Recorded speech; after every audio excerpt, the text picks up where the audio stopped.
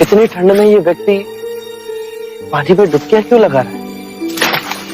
ये ब्राह्मण प्रातः स्नान करने को गए, तो जैसे स्नान करके बाहर निकले तो मेंढक पैर के नीचे आ, तो उन्होंने सोचा मैं अशुद्ध हो गया, महापाप हो गया। तो उन्होंने फिर उस पाप को धोने के लिए 108 बार डुबकी लगाने का संकल्प किया।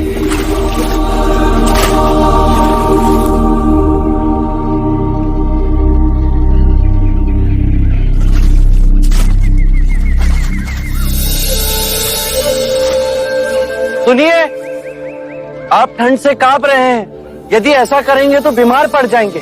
महात्मा, हंगाने में मुझसे पाप हो गया। ये नदी गंगा नदी की उपनदी है। इसमें नहाने के बाद मेरे पाप धुल जाएंगे। इस नदी में डुबकी लगाने से यदि आपके पाप धुल जाएंगे तो इस नदी में रहने वाले मेंढक के ऊपर पांव आने पर आप अपवित्र कैसे हो गए? यदि आपको ऐसा लगता है कि नदी में डुबकी लगाने से आपके पापों का नाश होगा, तो इस नदी में रहने वाली मछलियां, कछुए, सर्प, मेंढक, इन सबको अब तक मुक्ति मिल गई होती।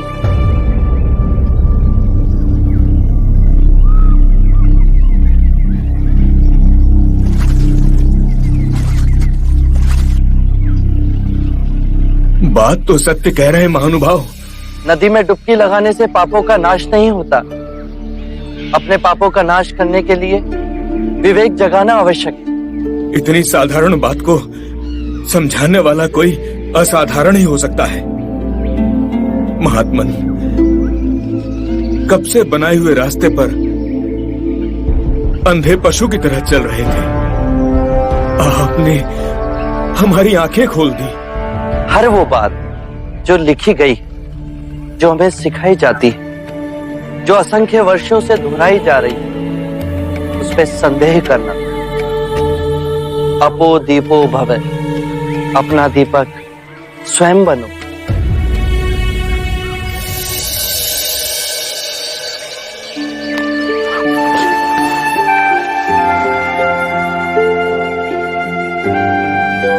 आप धन्य है महात्मा।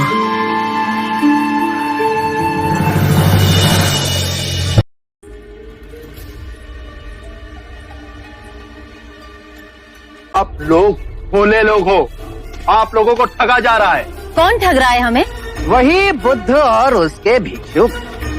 हमने सोचा क्यों ना आज उनकी परीक्षा ली जाए। प्रतिदिन निःशुल्क ही भिक्षा ले जाते हैं। पर वो तो महात्मा लोग हैं। काहे का महात्मा? आज देखते हैं उनमें आध्यात्मिक शक्ति है या नहीं। यदि नहीं तो उन्हें धक्के मारकर राजगीर से बाहर निकाल देंगे। अवश्य। भाइयों सावधान, 2 भिक्षुक इधर ही आ रहे हैं। आइए भिक्षुकगण, आइए। आप ही की प्रतीक्षा हो रही थी, पधारिए। देखिए, यह चंदन का भिक्षा पात्र बांस पर रखा हुआ है। यदि आप बांस को बिना छुए चंदन का भिक्षा पात्र निकाल दें तो आपको भिक्षा मिलेंगी, अन्यथा नहीं। हमें क्षमा कीजिए।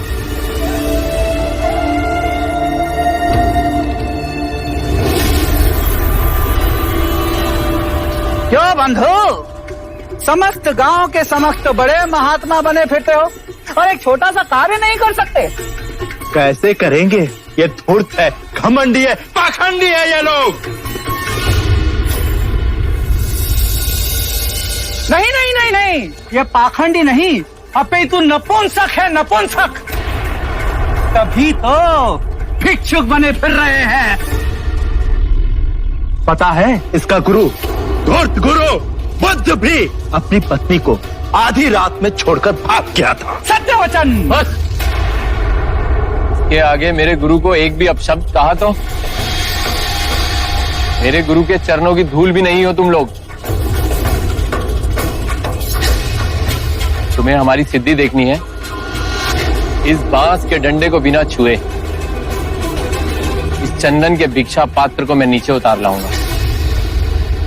साख्य मुनि सिद्धि के प्रदर्शन को अटकाने का साधन मानते हैं, परंतु इनके लांछन का प्रति उत्तर देना ही होगा।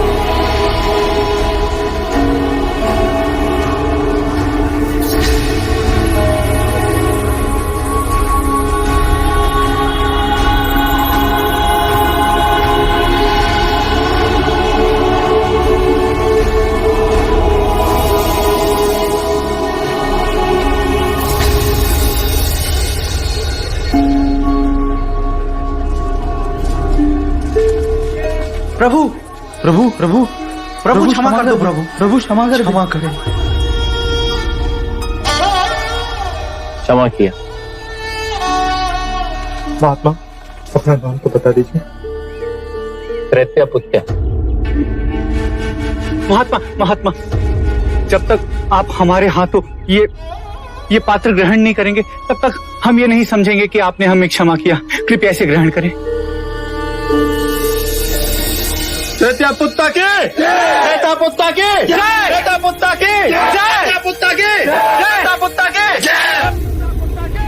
त्रैता पुत्ता के, त्रैता पुत्ता के, त्रैता पुत्ता के, त्रैता पुत्ता के, त्रैता पुत्ता के, त्रैता पुत्ता के, त्रैता पुत्ता के, त्रैता पुत्ता के, त्रैता पुत्ता के, त्रैता पुत्ता के, त्रैता पुत्ता के, त्रैता पुत्ता के, त्रैता पुत्ता के, त्रैता पुत्ता के, त्रैता पुत्ता के, त्रैता पुत्ता के।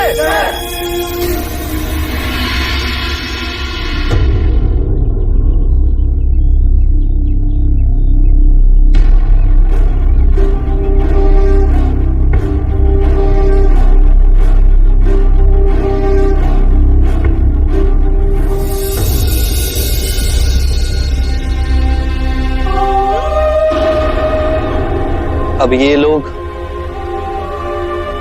धर्म को नहीं, व्यक्ति को पूजेंगे।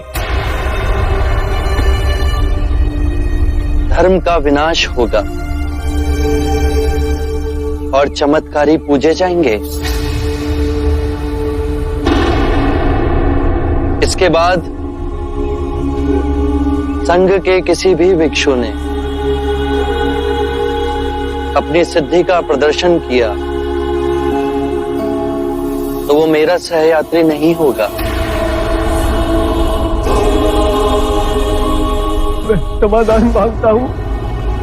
इन्होंने हमें अब जब कहे पूरा कहा, मैं चुप रहा, पर आप पर लांछन लगाए तो मैं सह नहीं सका।